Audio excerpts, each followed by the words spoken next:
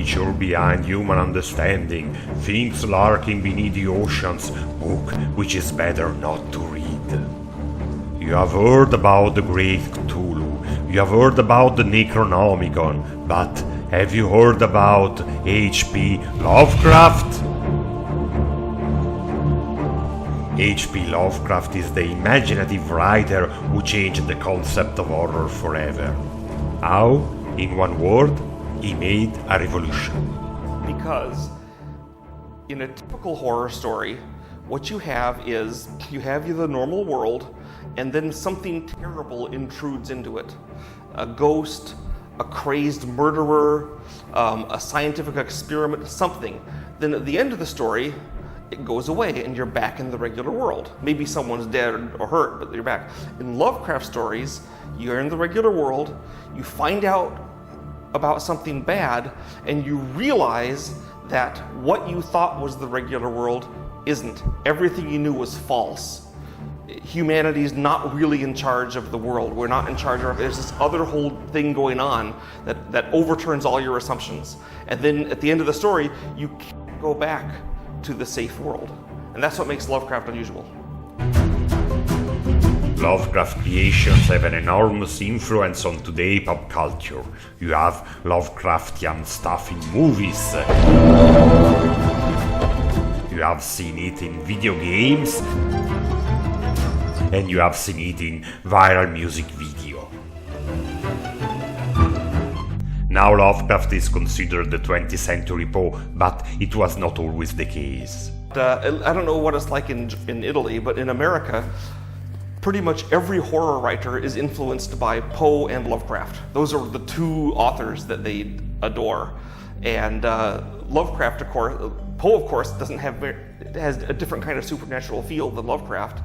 But yeah, I think Lovecraft for a long time was dismissed by the literary community because they hate horror stories, so they downgrade anything of horror. It's still true today if you look at movie reviews. But so people that like Lovecraft have to be dedicated and see what's good there and not listen to what some person who hasn't read Lovecraft says.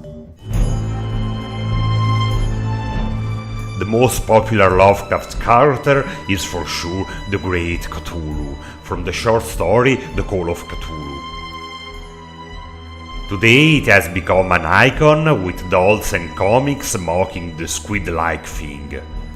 When the stars are right, the alien god will rise from the sea and make humanity pay for this. Many of us, me included, first met the Great Old One in 1981 with a pen and paper role-playing game called The Call of Chtulhu, published by Chaosium and designed by, guess who? Sandy Petersen!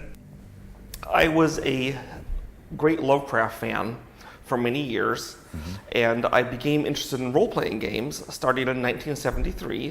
In 1978, I began playing a game published by a company called Chaosium, and I liked it, and I did a small supplement for them, and then I wrote to the company and asked if I could do an expansion for their game based on a Lovecraft story set in the fantasy world.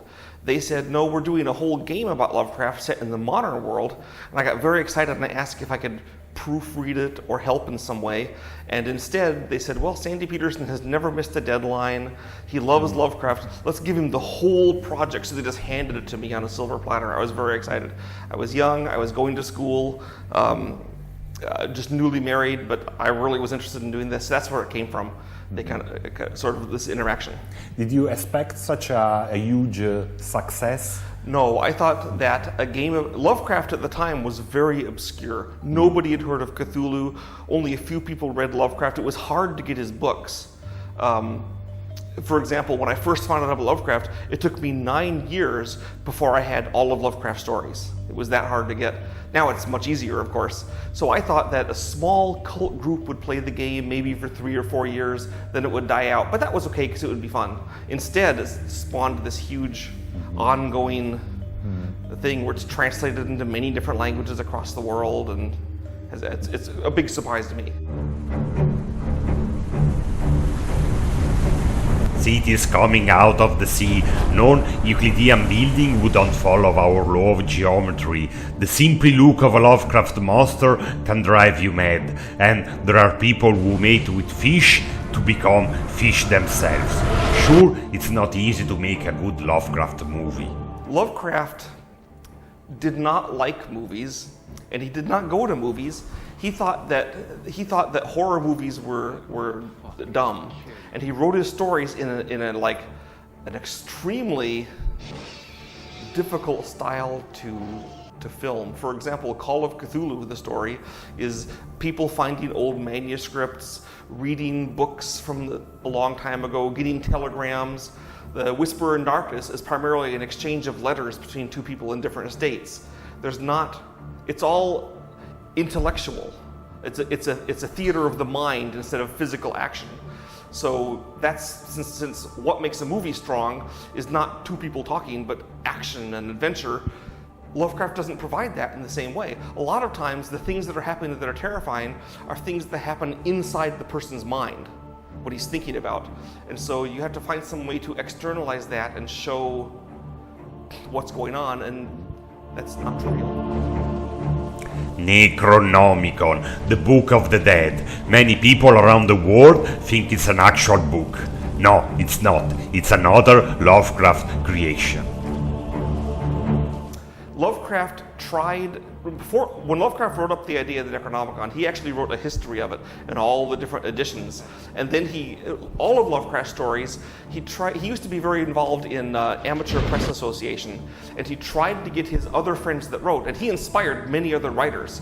There's a lot of people who wouldn't have become writers if not for him, like Robert Bloch, who wrote Psycho. When Robert Bloch was 17, he was exchanging letters with Lovecraft. Clark Ashton Smith exchanged letters with Lovecraft. Robert E. Howard worked with Lovecraft.